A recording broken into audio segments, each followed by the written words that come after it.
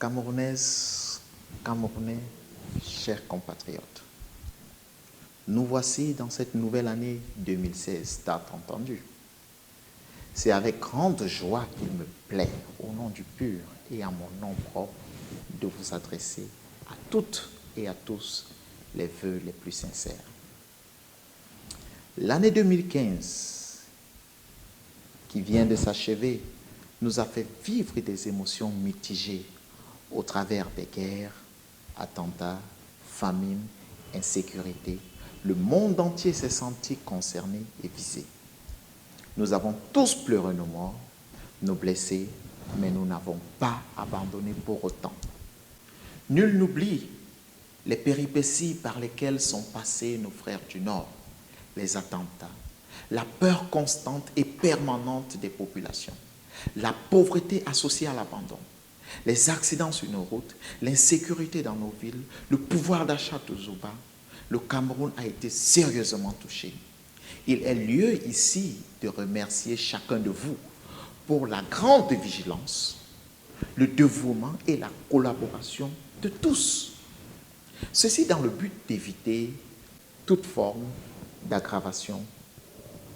Nos remerciements vont en premier lieu à nos forces de défense. Plusieurs ont donné de leur vie pour sauver la nôtre. Nous en sommes fiers et honorés. Nos remerciements vont également à l'endroit de notre personnel de santé, partout dans nos hôpitaux, le corps des sapeurs-pompiers, qui ne ménage aucun effort pour être gardien de nos vies, le corps éducatif, qui malgré les conditions éternellement non satisfaisantes, continue à encadrer notre jeunesse à venir du Cameroun. L'élan de solidarité démontré par mes frères camerounais pendant toute cette période critique de l'année 2015 certifie totalement l'amour que nous portons à ce pays qui nous est si précieux. 2015 aura aussi été une année d'analyse. Nous avions par l'habitude de remettre en cause les mauvaises pratiques de M. Biya, de son gouvernement, de nos parlementaires, de notre justice, de la société civile et même des partis politiques, en bref, du système tout entier. En juillet 2014, le PUR avait effectué une grève de la faim dans le seul objectif de réclamer la baisse des prix des hydrocarbures.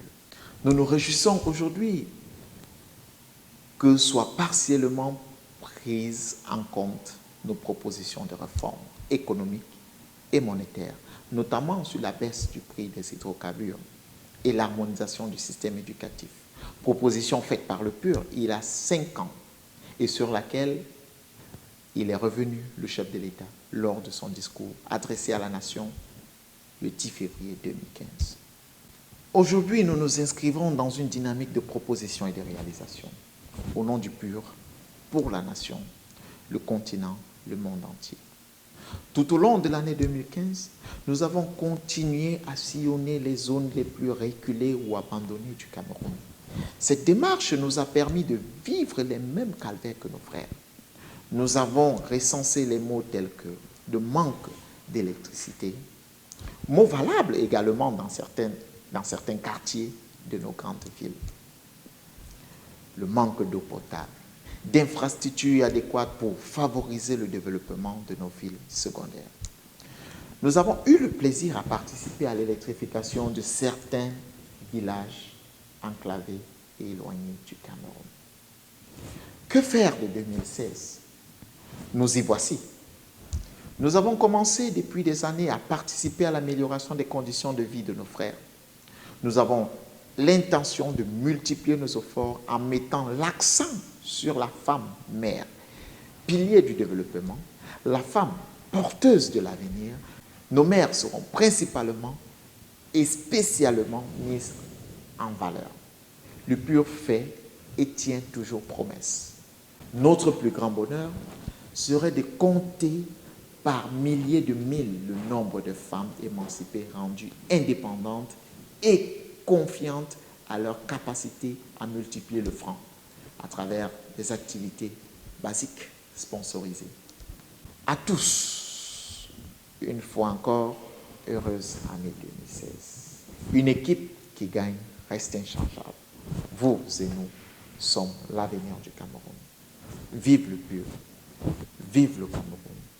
Que l'Éternel bénisse le Cameroun, bénisse l'Afrique et le monde entier. Je vous remercie.